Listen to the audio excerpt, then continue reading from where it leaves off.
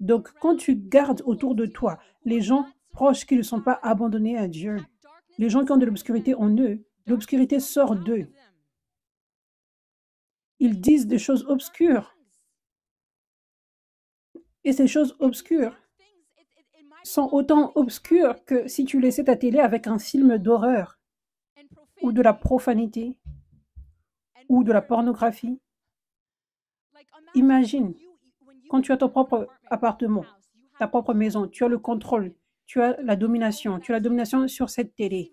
Donc, même si il y a des mauvais programmes sur Netflix, tu peux avoir l'application Netflix, mais tu as le contrôle dessus. Donc, cette télé ne peut pas s'allumer toute seule et commencer à lancer de l'obscurité. Tu as le contrôle, tu as la domination. Tu dois aussi avoir la domination sur tes relations. Quand tu as autorisé des gens dans ta vie, c'est comme si ces personnes vivaient dans ta maison avec toi, allumant cette télé et mettant un film d'horreur dessus.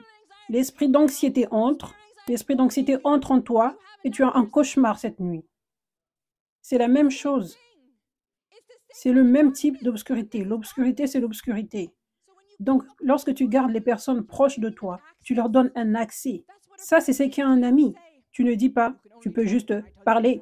Quand je t'autorise de parler, tu peux simplement parler la lumière de Dieu. Ça, ce n'est pas un ami. Tu lui donnes un accès de parler, peu importe comment il veut. Tu lui donnes un accès de t'envoyer un message, de t'appeler, peu importe le moment. Et de t'envoyer un message en disant ce qu'il veut. Ça, c'est beaucoup de puissance que tu donnes à quelqu'un. Et donc, quand quelqu'un a des portes ouvertes au diable, devine quoi? Tu donnes des clés au diable dans ta propre vie. C'est une porte ouverte facile. Il peut juste rentrer. Ça, c'est sérieux. Qui tu gardes proche de toi. Qui tu laisses te parler comme il le veut. Ça, c'est sérieux.